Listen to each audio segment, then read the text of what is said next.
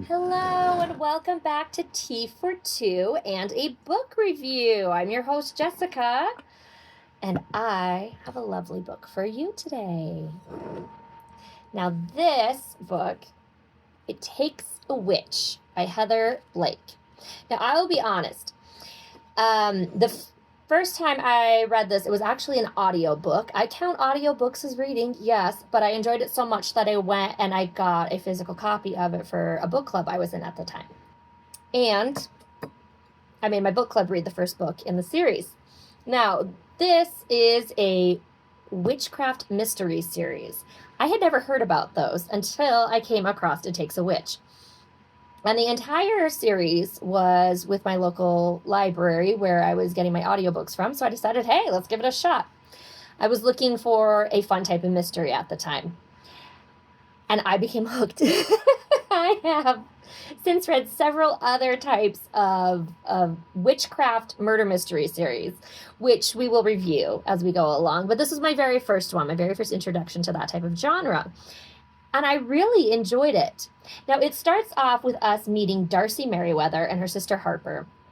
And they have recently lost their father. They've lost their jobs. They don't really know what they're going to do with their lives. So they decide to go visit their Aunt V, who has always been kind to them and always sent them birthday cards and Christmas cards and always tried to keep up a type of connection. Darcy is the main character. And we see a lot of her sister, Harper, and a lot of V. So this town, the Enchanted Village, is a specialty suburb outside of Salem, Massachusetts. And in there, in the Enchanted Village, each store has some type of magical theme, which is really fun. And as it turns out, what it is each shop proprietor actually has a specific type of talent in magic. Now, some of these talents are like Darcy's and her Aunt V's, which are granting wishes. And you can think of them as like fairy godmothers, and they will give you your wish.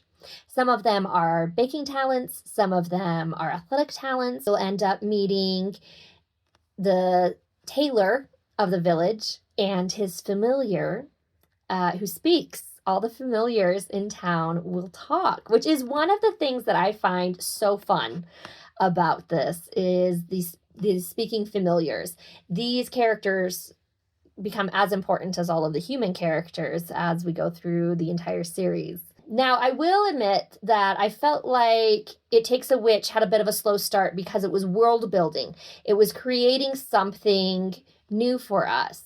And particularly for me, who had never had an experience like that, it was kind of necessary. But I felt like that slowed it down a little bit, if you will. Now, I don't want to say this was not worth your time. This is absolutely a good book. Now, it needs the world building aspect in it, so that way as you go along the series, everything else is you're like, oh yeah, okay, I got it. So just be prepared to take your time with this one. But then as you go along, the entire pace of the series just picks up and keeps going. And then by the time you're on book 10, you're like, where's the rest of it? When it ends, you're just like, but I want more. So Heather, if you can hear me, I'd like some more, please. Anyway, try It Takes a Witch if you're looking for an amazing start to a series that will completely immerse you and make you wish that you had just a little bit of magic. All right. Happy reading. Bye.